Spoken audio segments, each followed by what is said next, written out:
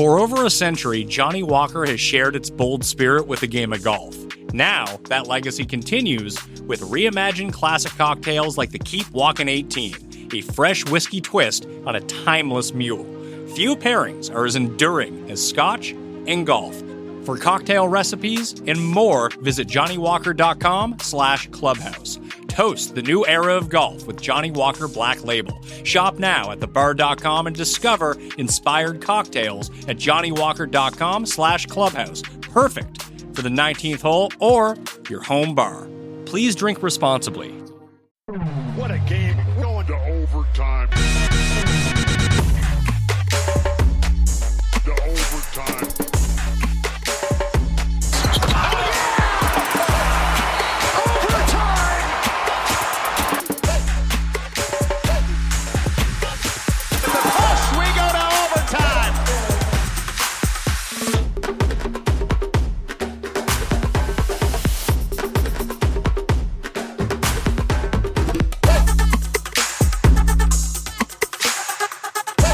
Overtime line, Sam.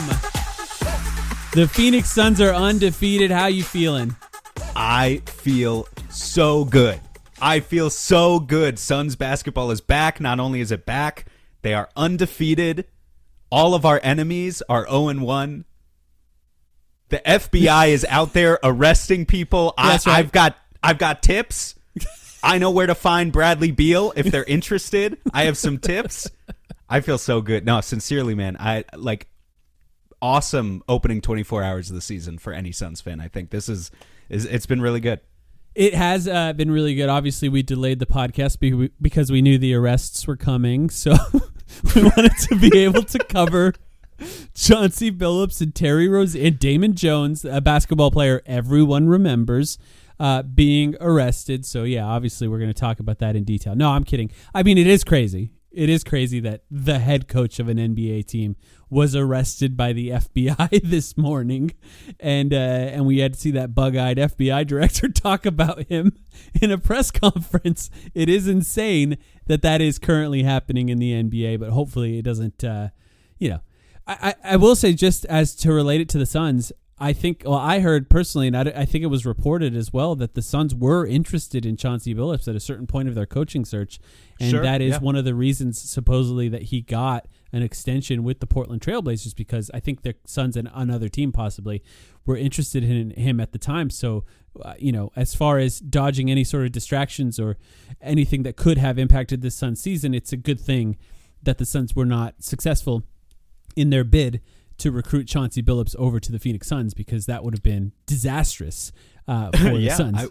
I would certainly say so. Instead, they got, a fresh face who they got to rally behind last night and celebrate the first career coaching win for Jordan Ott. Give him a little cold water bath post-game. You saw the videos, I'm sure. Yes, I did. Yeah. Really good story with Jordan Ott so far. He's intense. You kind of like that intensity out of your coach, as like we watch the media, the press interview him after games. I've come away. I mean, I was kind of sold on Jordan Ott already, going into training camp, media day, preseason. But then even in yesterday's game, to go down early, to make some adjustments at halftime, and to come away with a win where basically you're not coasting off your talent, because let's face it, we know that this team ultimately is not that talented on paper, but to come away with the win anyway through pure hustle, pure grit, whatever you want to call it, all the promotional slogans. He did make and adjustments, also adjustments, also X's and O's adjustments, right? Like, control what you can control. If you're the head coach, that means how are you scheming the team, and then obviously a huge aspect of it too is the buy-in, the motivational factor. But what you can control on one particular night. I thought Jordan Ott locked that down in game one. He's been great so far, and I would just really like to see young players rallying around a young coach. In a funny way, we saw just how bad this team could be, and just how good they could be in an individual game, because they went down pretty badly in that first half, and just for the context of this game, for anyone who missed it, the Suns started Devin Booker, Grayson Allen, Dylan Brooks, Ryan Dunn, and Oso Ighodaro started. Mark Williams came off the bench. I'm sure most of the people listening watched, but in case you missed it, Mark Williams did come off the bench. 20 to 24 minutes was the rumor of the total amount of minutes he could play. He played 24, and he made a lot out of those 24 minutes. We'll talk about him, I'm sure, in detail. Finished with more minutes than Oso. That Yes. was my other question. When I saw Oso starting, I was like, is he going to get more than Mark Williams? And as it turned out, he didn't. Oso had an interesting microcosm of a game for his whole career as well, but we'll talk about him as well. But just to really explain it, like they went down by 17, and they looked dead in the water. And in the third quarter, they came out, some adjustments. We could talk about the tactical adjustments, but really more than anything else, they turned up the intensity on the defense. Now, they switched more too. They played higher in the switches. They were trying to push them out of their rhythm on pick and rolls as well. But they really turned up the intensity on that, led, of course, by Dylan Brooks, which, by the way, we'll talk about how we're going to do this, but we have to talk about Hustle Player of the Week at some point. Maybe we wait till a full week is played before we give the first one. But Colin Gillespie was the other guy, I think, that turned up the intensity defensively. And everyone else played well, too. I think Oso Ighodaro, in the second half in particular, had a pretty good stretch defensively. Ryan Dunn, I think, had a really great game overall for him. And they pushed right back on that, and they had a massive swing in that third quarter, ended that third quarter down by 2, ended up winning the game by 4, but really by 6. They gave up another bucket to the Kings at the end because it was just the end of the game. There was no sense playing defense. And they showed their ability to have grit, to dig down deep and find a way back into a game, especially when it wasn't looking pretty. Because the first half, you could say the offense was bad, but the defense was bad too. The Kings scored 42 points in the second quarter. They were just bad all around. They gave up 71 points in that first half as well. Defense bad, offense bad, and then in the second half, it all flipped. I will say about the Kings real quick, just, we got our first impression of a team that I think is an afterthought for most people. Without Sabonis. Suns fans and kind of national media alike, the Kings are probably an afterthought for most people, but this is a team we're going to play 4 times this year. They were without Sabonis. You do, as always, see the shot-making talent with a team like the Kings that, who was it? Was it Bill Simmons recently who said or maybe Zach Lowe, they assembled, the 2022 Chicago Bulls, but worse, or something, because they just brought DeRozan and LaVine back together again. And yeah, the Kings have a million problems.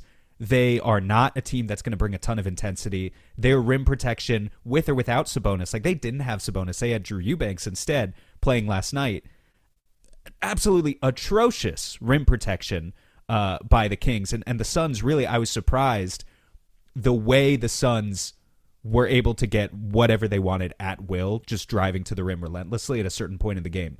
All that being said, you give DeMar DeRozan that little elbow midi, you let him get the switch onto Colin Gillespie or a smaller defender and whoever and get to his spot without help, and you don't body him up. And DeMar DeRozan is still that dude, even at whatever, age he is now, 36, 37. Well, I mean, in some ways, easy. He's just doing the same thing. It's not like he's had to adjust his game at all because he doesn't have any adjustments to make. Now, that's not to say he hasn't become better as a passer. He had 9 assists in this game, and he has become better as a passer. But since he got to the Spurs, he's just been doing what he does. Getting in the post, getting from that free throw line extended area. There's just something so respectable about it to me. I know I've really worn this ball don't stop, I love bucket getters as a badge of honor recently. I think with DeMar, it's I wish there was a way that we could appreciate players like DeMar where he didn't always have to be a first option because obviously a player with his skill set, it's a little bit, he's not the player that Devin Booker is. But as a very light version of what Devin Booker is, I think it's unfortunate that DeMar has had to go around from city to city and just be forced into a role that obviously he can't carry. He can't carry an offense by himself. This is disrespectful to say about him, but late career, if he becomes a sixth man, if he still has this in his game, would be a fascinating sixth man to be.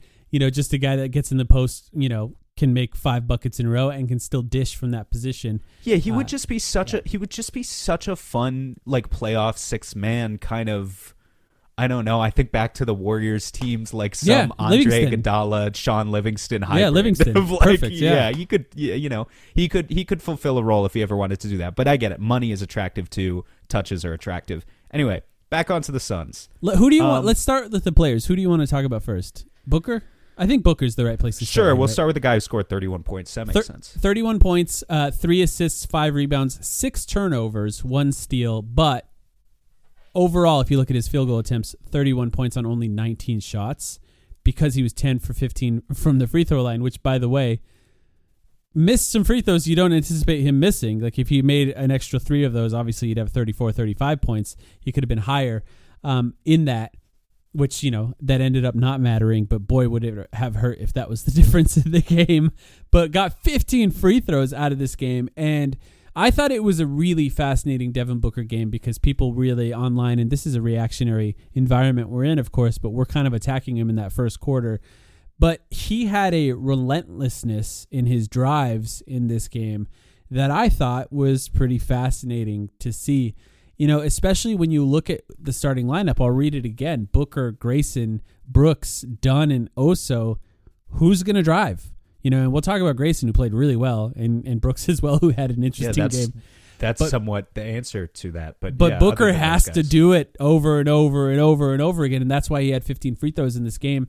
But he started out a little shaky and then really put it together in that third quarter run that the Suns had and ended up helping finish it off in the fourth quarter with some clutch bucket and some nice assists at the end there. Ended up having, I think, a really good game for him. The turnovers is the type of thing where when you have this many new teammates and you're playing faster than you've ever played before, which hopefully they continue to do, I kind of anticipated there would be some extra turnovers to start this season. And, for him, I think it's easy to assume that that's going to get cleaned up a little bit. Yeah, I'm not worried about his turnovers long term. I know a lot of the doubles are going to come, and he's going to have to adjust to various defensive schemes. I do think, to put it bluntly, it was a mixed game, in my opinion, for Book, just because of the way the first half went, and because of how jarring it is sometimes to see. I hold two cards in my head where, like, at the same time, I love the fact that he's getting to the rim relentlessly and taking advantage of the lack of rim protection on the Kings, and yet he only took 3 threes in this game, and he missed a lot of free throws. And at a certain point in the game, you were just like, man, he is struggling to get his legs under him. It almost felt like he had to attack because that was the only thing he had. And then in the second half, it got better. Started making jump shots. Obviously, when it mattered most, last minute of the game, made a jump shot to seal the game. But it was like an atypical game for Devin Booker. Certainly not like what I would have expected out of his first game of the season. He did what superstars do, and that's find a way to 30 points, even when it's not your night, which is impressive for its own sake. How many drives do you think he averaged last year? Do you remember by any chance? Do you have it up? I can. Yeah, I'm bringing it up right now. I would guess 12. I don't know. 14, Okay. which was by far the most on the Suns. Last night he had 18. Yeah, so that'd be great. Yeah, you can just kind of see what was necessary, needed in that game. And, and in some ways that's going to be an adjustment for him if that's what they expect of him. The free throws will go up. It's going to hurt. Truthfully, it hurts to drive that much. Oh, dude, he took a few shots early in the game yesterday where I was like, shit, we're doing this on night one. Yeah. Which, to an extent there too, it's like you can't profess to be the pinnacle of grit and hustle and whatever. Like, everyone has to buy in. It can't just be, Dylan Brooks and Colin Gillespie are out there hitting the floor. That means Devin Booker's going to have to take shots too. But you also need to protect your star player to the extent possible. Yeah. And I grimaced watching him take a few hits last night, no doubt.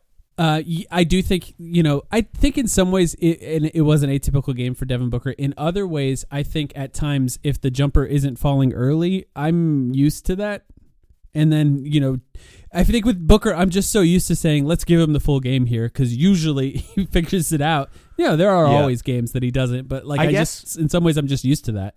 What was bizarre to me, and again, they figured it out, they won the game, right? But if we're just talking about the first half, and this will be our segue into talking about Dylan Brooks, who scored the second most points on the team, it was that Book, instead of trying to force his own jumper a little bit in the first quarter to get going, while sharing the floor with Dillon Brooks, was just deferring to Dillon Brooks, who took 11 shots in the first quarter. Yeah, they seem to be willing to allow Dillon Brooks to post up, but also just had the ball with the shot clock winding down, 7 seconds left on it a few times where he had to find ways to shoot. And look, I looked up his total career high in field goal attempts. It was 30. He had 24 last night. This is one of the most field goal attempts he's ever taken in a game, probably the most since Memphis. I can look that up later.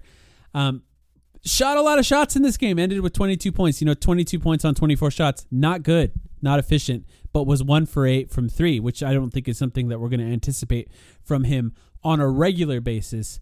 But funny, I agree that there were times where Devin Booker was deferring to him. And I also think there's going to be probably, he's the point guard now, right? There's probably going to be some level of finding the balance between getting other guys involved to make sure they're hot and ready and forcing your shot a little bit more. And I don't know, with Devin Booker, we've never seen him just force a ton of shots up. So I will be interested to see that balance throughout the season. I don't know if that's something that he's going to try to do or if he's just going to try to do the thing where you get guys involved as much as possible. But Dillon Brooks, 9 for 24, 1 for 8 from 3. By the end of the first quarter, I was like, this is going to be a terrible Dillon Brooks game. Turned out, not the case. Hit a couple clutch shots. Really got into DeMar DeRozan and got under his skin a little bit and found ways to be effective defensively. And I think in that comeback really, inspired the Suns to play with the level of intensity that he was playing with. In some ways, I almost think of it as like performative intensity. Sure. Because it's just like moving your arms a lot and really getting in guys' faces and trying to distract them and stuff. And like that's like effective, still to be sort of performative in that way. Colin Gillespie did it a few times. Grayson Allen had his moments in doing that. And Dillon Brooks, there's nobody like that on the team. He is the guy that can inspire that. And I ended up really appreciating him in this game. There's no way they would have won without him. He's also hilarious. Just for a couple of examples. I mean, jawing with DeMar DeRozan. That's more of a, I'm trying to get in his head and like get a competitive advantage. But from a bystander's perspective, it's still funny. Like it's still just funny watching the two of them. There is that moment at the very end of the game when the Kings checked a rookie in, Dylan Cardwell. Do you know who that is? Nope. I learned about him on his terrible free throw attempt. Exactly. Dylan Cardwell, who I did not know about, looks like an undrafted rookie center who played 15 minutes in the first game of the season. I mean, I guess Sabonis was out, so maybe that's just going to happen. But yeah, had a terrible free throw attempt, to which Dillon Brooks' reaction, again, another moment in the last moment of the game. Once the game was basically over. Dillon Brooks, his reaction to that bricked free throw was as if he had just been shot by a sniper from the nosebleed seats and was incredible. So he's just going to give us moments all season long. He's going to keep it interesting for the fans. He's going to keep it interesting for his teammates. He's going to shoot better than 1 for 8 from deep on a regular basis. I need him to, I understand that there are going to be possessions, especially if Jalen Green's missing time, right? Where shot clock's running low, someone just needs to get up a shot, and I respect the fact that he can do that. I need there to be a little bit more of a balance than there was last night. But hopefully we can get there. That's going to be a game-by-game thing. Yeah, I think for him, Jalen Green being in the game could make a difference. But there were times, I think, in this particular game, and this will be a good time to talk about Grayson Allen as well, but there were times in this game in particular where I thought, instead of swinging it to Dillon Brooks when the shot clock's winding down, if Booker can't be the guy in that moment, maybe it should be Grayson Allen. Because Dillon Brooks, I will say, like, he had, like I said, a couple of really clutch and important jump shots in this game that were contested, but it's just not something that you can rely on. And before we get to Grayson, just to touch on the Jalen Green thing one more time, the interesting thing about the first half and the second half is, although they played a little differently in how they guarded pick and rolls in the second half, I think the overall tenor of the game was not that different. Force turnovers, run in transition, try to find ways to be effective offensively. That was the first half. That was the second half. But in the first half, the Kings were making a lot of contested shots, and the Suns were not making anything. They had 1-3, I think, in the first half, maybe 2. And in the second half, the Suns started making shots and their defensive intensity was ramped up and the Kings started missing everything. But in the first half, when you see the Suns force turnovers, they're running in transition. They really needed another really fast athlete on the floor to make the most out of those transition possessions. And that's, I think, where you could see how Jalen Green could make a big difference. He's just so fast and so athletic. As a finisher at the rim. And just but the also speed as with a the shooter. ball. Yeah, Yeah, and speed as a with the shooter. ball. I mean, Grayson, I think, hit a transition pull-up three at some point in the game. Royce O'Neal hit a transition pull-up three at some point in the game. These other wings are going to attempt it because I think they just understand that they need to. Again, the Suns got up 34 threes. Not bad. They shot 29% at them. I think they understand that even if they're not going to be the greatest shooting team this year, there's a certain volume that they just need to hit, almost like it's a quota. But yeah, Jalen's going to bring a level of rim pressure that Grayson simply can't. I think Grayson, again, did a good job against the Kings.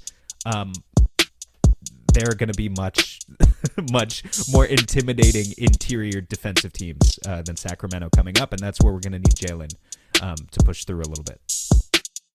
Two of my favorite things are coffee and basketball. You start your morning with coffee every morning, and that means you should treat yourself right in the morning, every morning, to start your day well. The best way to do that is with coffee from Alchemy Roast. Go to alchemyroaster.com and use the promo code Timeline to buy some coffee today. Alchemy Roast is a Metro Phoenix-based coffee roaster that focuses on the transformational process of coffee from seed to cup. They're about more than just coffee. It's about passion, dedication, and community. They're a small batch roastery committed to sourcing the finest beans and mastering the art of the roast, and they do it ethically. I love their coffee. I start my day with it every single morning. I make espresso. You can make pour over. You can make drip coffee. You can make anything with it. Just go to alchemyroaster.com today and use the promo code Timeline. Get 10% off. Support us here at the podcast. Alchemy Roast is the best coffee. That's alchemyroaster.com. Promo code Timeline at checkout. Listen, life's all about leveling up. Whether you're handling business on the field or kicking it in your zone, you like to celebrate with cigars that match the moment. That's why you should link up with Famous Cigars to bring you a wild deal. Right now, you can grab 8 premium cigars for just $8. You heard that right. 8 top-rated cigars at $1 a stick. Top quality brands like Oliva, Romeo y Julieta, and Davidoff. Handpicked just for you and worth over $80. Hit up famouscigars.com/cam and lock in this exclusive deal. While you're there, check out their insane selection of premium cigars, all shipped fresh and fast from their massive 20,000 square foot humidor. That's half a football field. Famous Cigars has been in the game since 1939 and still family owned. So celebrate every win with the folks at Famous. 8 cigars for $8. famouscigars.com/cam.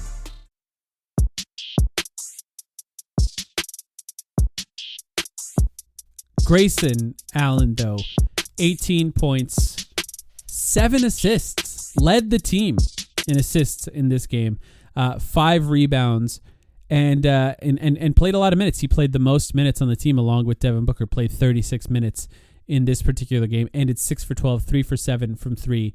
1 steal, was +1.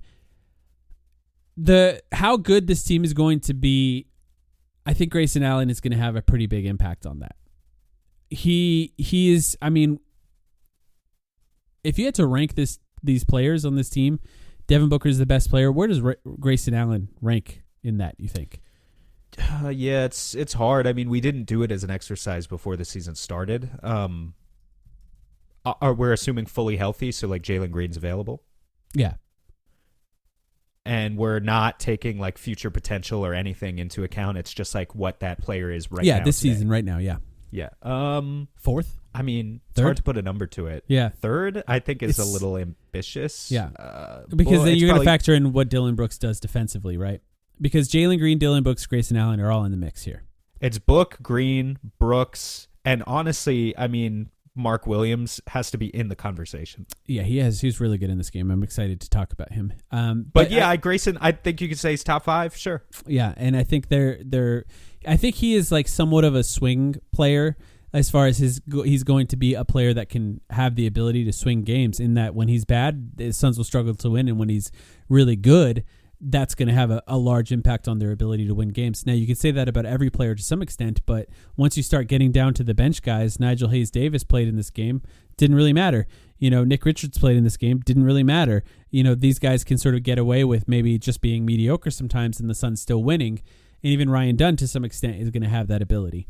Nick Richards, again, came in for 5 minutes, played like exclusively out of the dunker spot, 8 points. It just dunked everything, yeah. They found a way to just like, okay, we're going to just sit you there underneath the rim, let the ball come to you, and he's just going to finish. And maybe his role is to play 8 to 10 minutes a game, but he could be really good at that.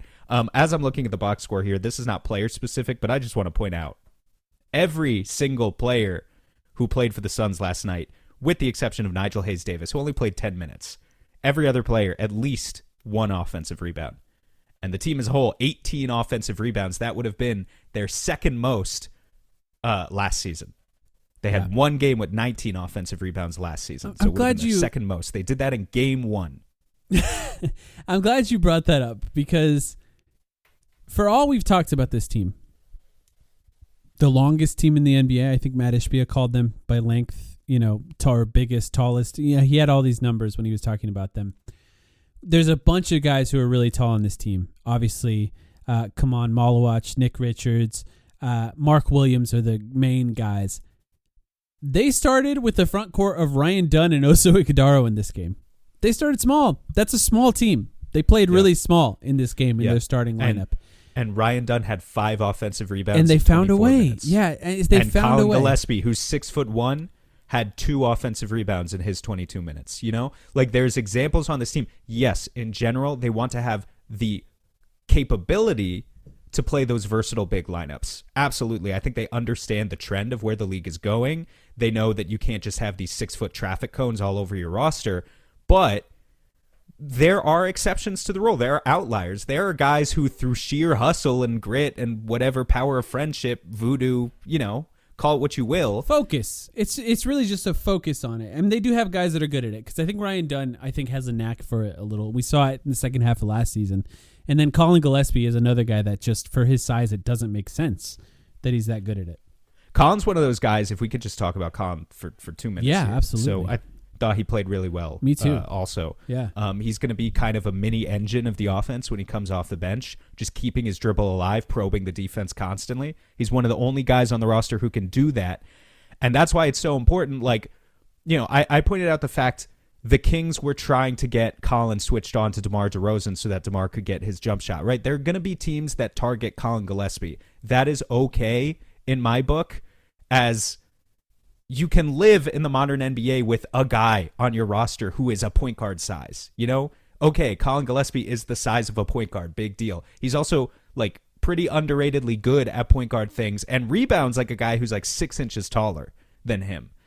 So I think he's going to hustle and guard up 94 feet and all that stuff. And as hard as he tries, sometimes he's going to get picked on defensively, but the pros way outweigh the cons with me for Colin Gillespie and the way he played. 7 points, 4 assists, 2 rebounds in this game. Finished 3 for 9, but was 1 for 4 for 3. So a lot of those misses are from the 3-point line. And for Colin, I think there is value in him continuing to take somewhat audacious 3-point attempts off the dribble. There just needs to be some level of fear, because he's going to handle the ball so much. He has to be capable of scoring. And he had some shots under the 3-point line that he scored, 2 of them in this game, including one sort of isolation attempt where he was cooking a little and hit a step back. But that fear that he's going to shoot has to be on the other team's radar. You have to think, he might pull up from 30 on a pick and roll if you go under. Because that fear, that extra little bit of fear, is what he is going to take advantage of to get downhill and create for other guys. And you see it with Cleveland last year in the way that they played offense, and Jordan Ott designed that offense according to DeMarre Carroll. So that audacity that he's going to take some attempts are maybe going to lead to him shooting a slightly lower 3-point attempt. I hope that does not deter him from taking those shots. Attempts, I think, in the NBA in general are almost as important as efficiency. Efficiency will always be important, but you're taking advantage of how defenses react in the modern NBA. You're reading what they're doing. You're reacting to that. And if there is a fear that you're going to shoot and they're jumping a little bit behind that 3-point line, you're going to have an extra step on them. That extra step is the difference between a score and not scoring. So I hope he continues to take more and more audacious threes, even if he has games like this where he's 1 for 4, maybe even 1 for 6 or something like that occasionally. That's okay for him. I think his 3-point attempts are going to be viewed a little differently because he's going to have to do it off dribble.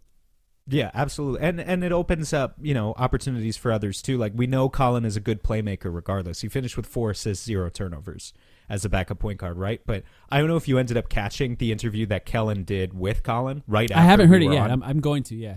We were on his show the other day, and right after we left, they aired the interview with Colin. And one of the things Colin said, just to spoil a small part of it for you, was basically that you got to make defenses respect you first. And then, focus on getting other guys involved, which I think is kind of an insight into what it's like to be a modern point guard, and maybe a bit of an inversion of, if you're 50 or 60 or 70 years old, what is the classical understanding of what a point guard is in the NBA, that all you're there to do is bring the ball up the floor and set the table. And now there's an understanding that, you can't be, who am I going to slander here? You can't just be Derek Fisher, right? You need to be a threat to score as a point guard in the modern NBA. If you're going to be 6 feet tall and, especially on defense too, that they're going to be coming after you and maybe targeting you, you better be able to score the ball in addition to make plays for others. And I think Colin understands that. I think he has maybe internalized the fact that he's probably not even really on scouting reports yet. Like, I'm sure he is, but he's not really perceived as a real threat by other teams, and I think he's intent on changing that. So I'm really excited to see what these first few weeks look like for him. Yeah, I think he was +9 in this game. I think looking at how the Suns play while he's on the floor is just going to be really interesting for him because, Devin Booker, number 1 dribble guy, to use a Kellen term. Grayson Allen right now is number 2 in the starting lineup. Obviously, Jalen Green's going to be number 2 replacing him. And, when they start having a duo of Colin Gillespie and Grayson Allen coming in off the bench, I think there's a world where that looks really good, and that could actually work really well. But Grayson Allen is also essentially in his first year on a full contract in the NBA. It's been two-way guys in his previous years in the NBA. He's never been this relied on before. So, there needs to be some level of consistency there. The Suns believe in it. They really do believe in it. Like, the guys who run this team believe in Colin Gillespie's ability to do that. But there has to be some level of consistency. It was a good start for him, a good preseason for him too. So what we've seen from him in his sort of guaranteed minutes position that he's in now, he's succeeded. So I just hope it continues to go well. Let's talk. Are you ready to talk about Mark Williams? Absolutely, yeah. We held off a little long. This is our first time seeing Mark Williams on this team. He played 24 minutes, was 3 for 5 from the field. Absurd rebounder. Mark Williams had 11 rebounds in his 24 minutes. Finished with 6 points, but that's not, I don't think the important part here. Was a high in plus minus on this team, plus 15. Look, sometimes you can read into that, sometimes you can't. But in this game, when he was on the floor, the Suns felt better than the Kings. And the Kings, truthfully, did not have an appropriate starting center. So Mark Williams really stood out in this matchup as the only, effective, athletic, massive starting center that played in this game. Look, I'm excited to see him. I was excited to see him play before this. I'm excited to see him play more now after seeing it. He just looks huge. He looks like he has a motor, just as Devin Booker described. He's playing for real. I mean, we knew there was going to be a 20 to 24 minute restriction. He got to the high end of that restriction and he was hustling every play, right? That's exactly what we want to see. I don't want to see a version of Mark Williams this year where they put him in bubble wrap or whatever, and they're able to roll him out there for 65, 70 games, but a version of him that is not the best possible player that he can be. He is going to be so essential to forming their defense, and as we can already see from what Jordan Ott wants him to do, he's going to be playing multiple schemes, and he's going to be playing up high, and sometimes he's going to be playing in drop too, but they're going to be asking a lot of Mark Williams to hold up on the defensive end. So he needs to be well-conditioned. Game 1, so far so good. I'm glad you mentioned that. We talked about there being adjustments as far as the Jordan Ott part of this conversation. The first half, they got hammered. Levine, DeRozan, and Monk were just going off mostly on jump shots, truthfully. So in some ways, there's some luck embedded in there. In other ways, you can bother them a little bit more. One way they chose to do that was to be much more aggressive in their switching. I thought Jordan Ott in particular, the way he talked about it after the game was interesting because he said, of course, Oso can get that. He knows exactly what to do in that scenario. Very, very high praise of Oso Ighodaro's ability to understand adjustments and different types of defense from Jordan Ott. And Oso, we can talk about him in more detail, I think did a really good job in that second half defensively. Truthfully, has looked good defensively in preseason and in this first game. But to your point, one part of that adjustment from the first half to the second half was now Mark Williams was fully switching in that second half. And the Suns did a good job of, they would switch Mark Williams onto a ball handler for, a few seconds. And if that ball handler backed up and was trying to attack him with a head of steam, they would scram switch another player onto that. So a quick double and Mark Williams would retreat back to the big defensively. And that activity from Mark Williams, and because his arms are so long and he's just so tall, it made a big difference defensively in this game because it just, I hate to use this phrase, Sam, it deters players from shooting. And truthfully, Jordan Ott has brought up rim deterrence when it comes to Mark Williams multiple times in the way that he describes what his impact is going to be. And with Mark Williams, it's an interesting thing. The rim defensive numbers, not good. But the rim deterrence numbers, meaning players shoot less at the rim when he's on the floor, are very good. That's actually true. Players shoot less at the rim when Mark Williams is on the floor because he's huge. Because arms long, monkey brain scared, don't shoot ball, dribble it back out. He's huge. You're gonna, you're in the game there, and you're just gonna back up and say no. It's just guy's too big. And for him in particular, though, I don't know. I just didn't know if he could switch. And in this game, he did a good job of it. And I'm wondering if that's going to be more part of his game, more in his bag this year than we really anticipated. Because I expected much more of a drop from him on a regular basis. Game 1, we already saw an adjustment with switching. I mean, again, I sound like a broken record. How much could we really expect of the guy in Charlotte's broken infrastructure is the question that I just keep coming back to again and again and asking myself. And maybe it really will turn out, if you want to take the most optimistic approach, that the Suns ended up with some diamonds in the rough in Jalen Green and Mark Williams and guys who just were not used. God, now I'm going to start sound like they're like not using him right. Yeah. They just weren't using them right in Charlotte and Houston, and Jordan Ott is going to unlock them, and everything will be fine. Look, I don't want to get carried away. I don't want to get carried away. The Suns won by 4 points at home against the Sacramento Kings. Yeah. Against a bad team. Let's be honest. The Kings are a bad team. But we are 1-0. And the Houston Rockets are 0-1. And the Los Angeles Clippers are 0-1. Yeah. And the Lakers, are they 0-1? I don't. DeAndre Ayton is bad. Yes. I know that. I didn't remember if they won. They a lost. Game. Yes. Okay. They're playing DeAndre tonight Ayton too, is bad. I think. Yeah, that's what I wasn't sure about. So I would say that we have enough reason to celebrate for now. And we play the Clippers tomorrow, so that should be fun. There's nothing but overreactions at the beginning of the season. We're going to talk about every game as they come, but I don't want people thinking that our reaction to this game precludes us believing that they're an absolute playoff team or anything. Like I said, I think we saw the worst of this team to start. There will be times where the worst of the team, the way they looked in that first half where they couldn't make a shot and the defense was not quite locked in step, there's going to be times where they're not able to dig out of that. This might be the worst times. This might be the worst free throw shooting Suns team of my life. I am fully prepared for that. I'm going to rip my hair out watching this team shoot free throws sometimes. Yeah, they were the best, literally the best for And a a while. lot of it came from Devin Booker last night. It was so weird. It's like Ryan Dunn, Oso, they're going to brick free throws. I wish they didn't, but they will. But Booker, 10 for 15. It's all right. It'll get better. Yeah, I mean, for sure. He's not going to shoot 66% for the season.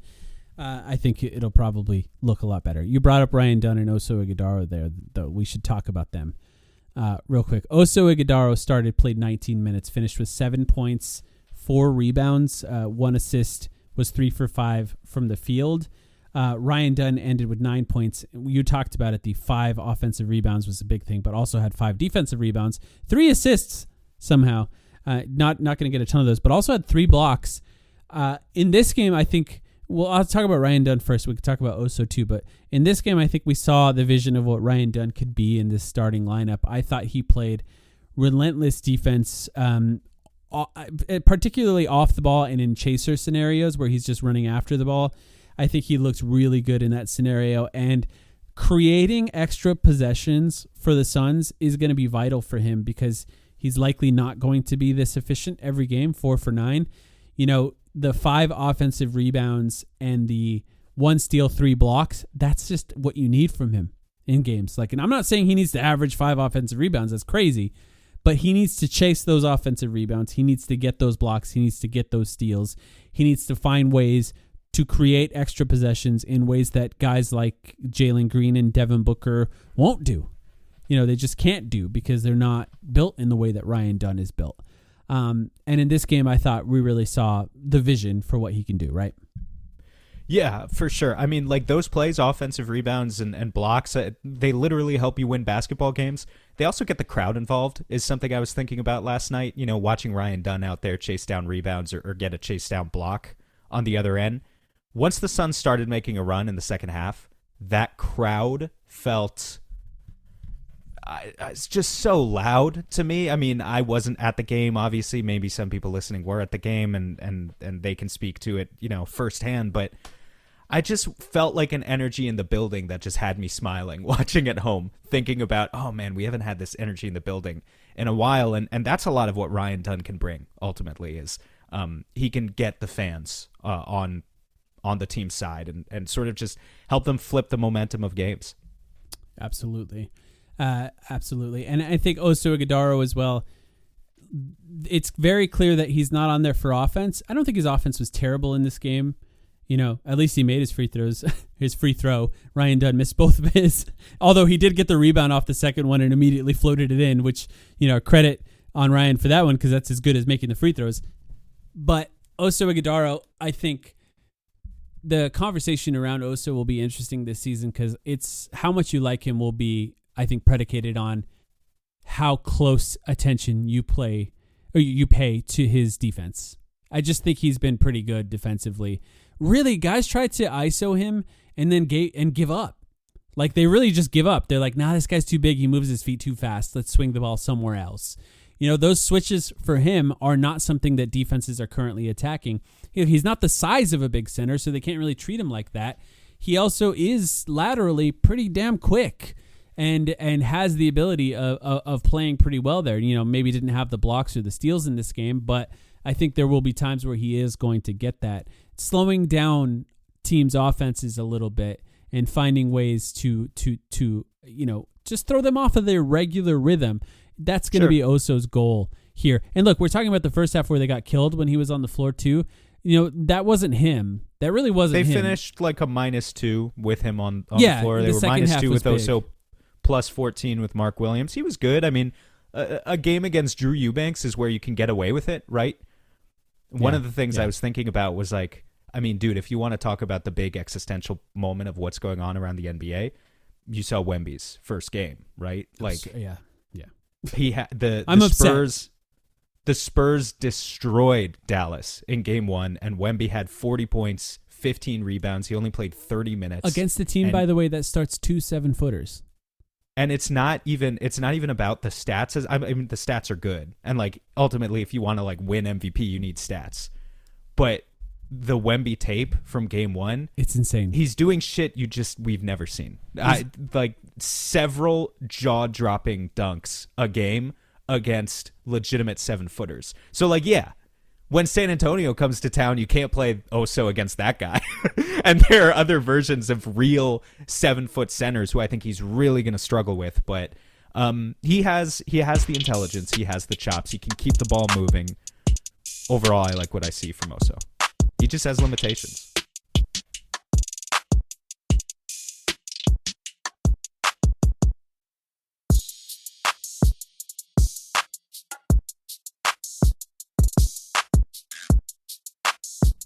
So Tuesday, the NBA season starts, right? You're sitting at home, you pick up your phone, you look at your Twitter account, you see Matt Ishbia, the owner of the Phoenix Suns, retweets one of your tweets and uses your tweet as an opportunity to call out Bill Simmons, the most powerful sports media figure, I think, on the internet right now, and challenge him to a bet that the Suns won't have the worst defense in the NBA. Let's talk first about, and then, by the way, the next day, day of the Suns season starting, Bill Simmons replies to that tweet. Now, all of a sudden, you have inspired a back and forth between the billionaire owner of an NBA team and the millionaire sports podcaster by calling out, I think, what is now, of course, described as increasingly bold prediction on the Phoenix Suns. I as much as I would like to take credit, and I suppose I take a little bit of credit. Your name's all over that, man. I just, when you look at the tweets, you see Sam Cooper. That's what I see.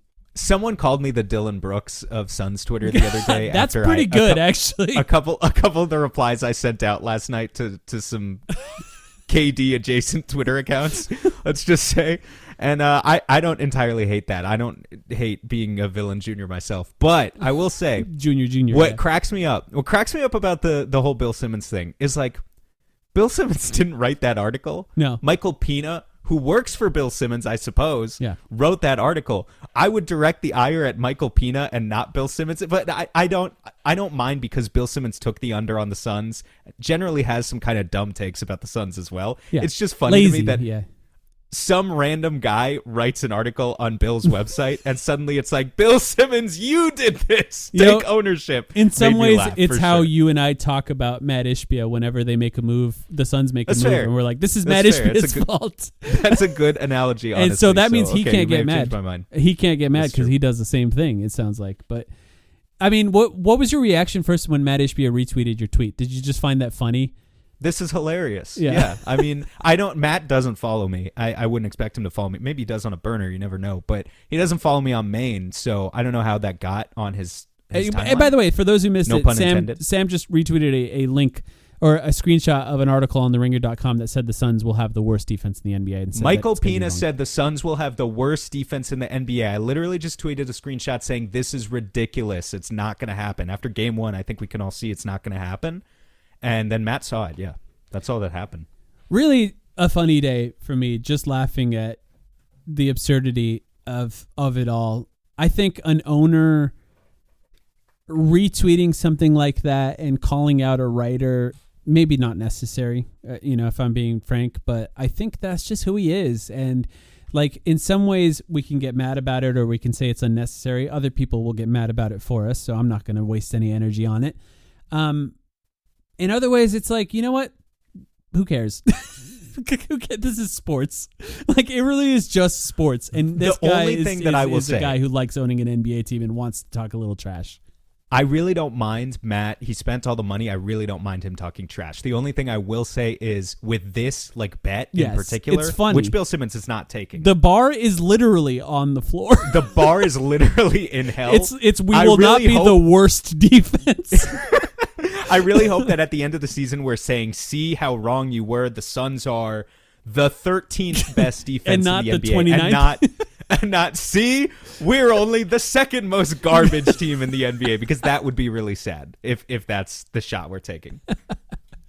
A funny time, I think, for me to just sort of see all of that happening online, and I appreciated that he did that. There was a bunch of former Suns players in attendance for this game. Supposedly up to 60 former Suns players were there. Pretty cool, I think, for the Suns to invite all these former Suns players to this game and sort of remind people in the community about what this team means to them.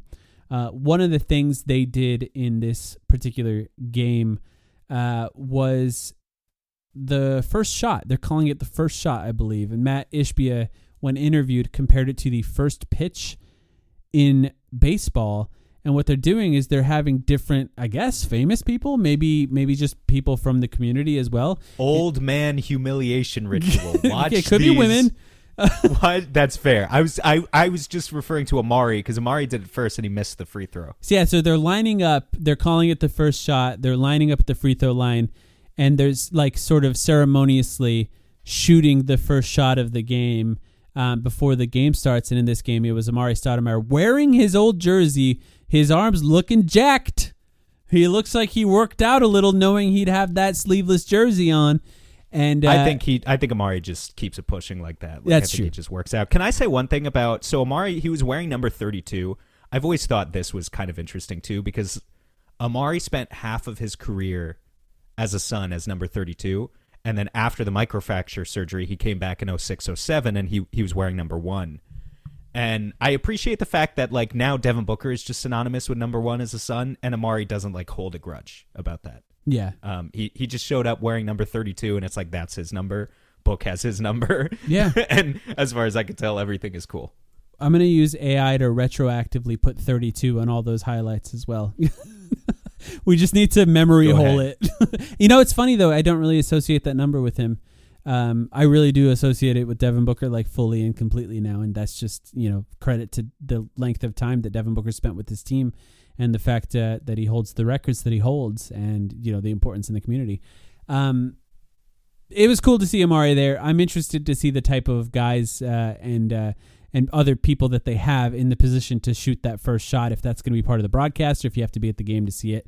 I think there's a world where, from a content creation perspective, I like it. I just think it's a good idea. Like, I think they can have those people join the broadcast. They can show highlights of it. If somebody shoots a particularly terrible free throw to start a game, it can go viral. It's all the way it works with baseball, and I appreciate that they did that. Would you take the first shot? There's a lot of pressure to make that. Could we walk you out onto the court, paper bag over your head, and unbag you at the free throw line as you take the like first Rey shot? Mysterio Jr. getting unmasked? The face reveal. Yeah. Sure. How much are they going to pay me for that? Yeah. I'll do it. I just asked Matt Ishbia to lower my mortgage interest rate. Yeah, I'll do that. That they can do. You might be able to negotiate that. I'll hit up Matt. Yeah, he's still going to profit, Matt. I'm just saying slightly less. A couple of guys we didn't talk about in this game before we get fully off of it. Nigel Hayes-Davis played, I think, was still making an effort to be somewhat of a hustle guy in this game, but didn't have much of an impact overall. Royce O'Neal, I think, had some pretty well-timed, important three-point hits in this game that really helped fuel the comeback, but maybe didn't have a massive difference in this game. Any thoughts on those two guys? Royce in particular, he's just steady. Yeah, he's a steadying presence, calming presence for the team. I mentioned he, like at one time when they were down like 17, Royce takes the ball up the floor and like puts a dribble move in there and hits a pull-up three. It's like, okay, yeah, sometimes we just need that. So, he was good. I don't have much to say about Nigel Hayes-Davis's performance one way or the other. Did anything stand out to you? Yeah, I'll say one thing, and this is no offense to him, but like, if this is the role that they're asking him to be in, just someone that's not out there to shoot. He shot one shot in this game. It was a wide open three. They're not. I mean, they're not looking to open him up on offense, which is fine. Really. Like, he looks pretty big out there. Like, he's playing sort of a power forward role. I guess I wonder how long until Rasheer Fleming is in those 10 minutes. Just kind of curious about that. Rasheer Fleming is also huge, super athletic, young, not as seasoned, I think, it seems Jordan Ott really respects Nigel Hayes-Davis's basketball IQ and his ability to adjust on the fly. So maybe it's, I just wonder, if this is what it is. If you're asking him to get out there, make hustle plays, be more athletic. Well, Rasheer Fleming's more athletic than Nigel Hayes-Davis. He just is. Nigel Hayes-Davis, look at his combine numbers. They're not going to pop. Rasheer Fleming, bigger, longer arms, taller, more athletic. At some point, is he going to be getting those minutes? Is my question. And I'm not going to get on Jordan Ott about not playing him yet. I think it's fair to not play a guy this young yet. Let him get used to it. Let him see the games up close, see what it takes, and then maybe get him in there later. And then I guess another question, too, since we're on the rookies. Kaman Malawach did not play in this game. No surprise, I think, from me. Any surprise from you? That Kaman didn't play? Yeah. No, not at all. Yeah. Yeah. I mean, No, Nick Richards played 5 minutes. Could that have been Kaman? Sure. It could have. Would it have been better? Probably not. Probably. Would he have scored 8 points around the rim? Maybe.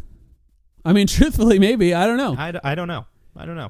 We'll see when he makes his debut. At this point in the season. Like I feel kind of bad that the most likely version of Kaman Malawach's debut is when the Suns are down by 30 with 3 minutes left in the game. It's possible. It is what it is, but like it would be nice to have a home game where he plays in the second quarter, makes a dunk, and maybe doesn't play again, but the home crowd gets to cheer for it in a more important moment. So we'll see what ends up happening there. They're on a road trip right now. Do you happen to have the Suns schedule up in front of you? I don't have it in front of me right I now. don't, but I do know they play the Clippers, and after that, I can't remember. Clippers? No, let me see. Full schedule. Clippers is the next game in LA, and then at Denver, at Utah are the next 2 games. The 2 games that we're talking about, though, the Clippers and Denver, 2 great teams, supposedly. We'll see how they play this year. 2 teams are supposed to be great.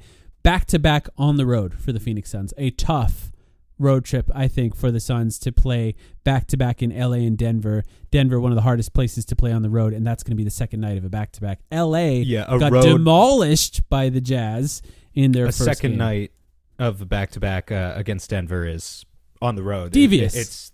It's just the hardest. Maybe that'll be Malawach, actually. Maybe that'll be in terms of probability. Yeah, or it'll be more Nick Richards. I don't know. We'll see. Yeah. And then Utah killed the Clippers, and we're playing them on Monday as well. But Utah clobbered the Clippers. I really don't know. I mean, the Clippers are ancient, and I think there's a chance that we can go out there to the Intuit Dome and just outdog them. But anything's on the table. All right, so this podcast normally would be a Patreon episode, but first game of the season, we decided to post this for everyone. If you want an extra episode like this every week, patreon.com/thetimeline. I want to say a quick thank you to all the patron members that have joined in the past few years. Just since it's the beginning of the season, we appreciate you guys. It's been a few years since we've launched it, and it's been a really fun community in that time. So thank you all. We appreciate all of you. And Sam, back Sunday, I assume, after this back-to-back road trip that we got against Clippers and the Nuggets? Saturday, yeah. So that game against Denver's on Saturday. Yeah, let's do it Sunday. Are you interested in doing a playback for either one of these 2 games? Sorry, we didn't talk about this ahead of time. I cannot, believe it or not, for either of these games. I may be watching. I will at least be watching one of them on replay. We'll figure out a time soon to do a playback so we can watch these games together. We appreciate you all. And yes, back very, very soon.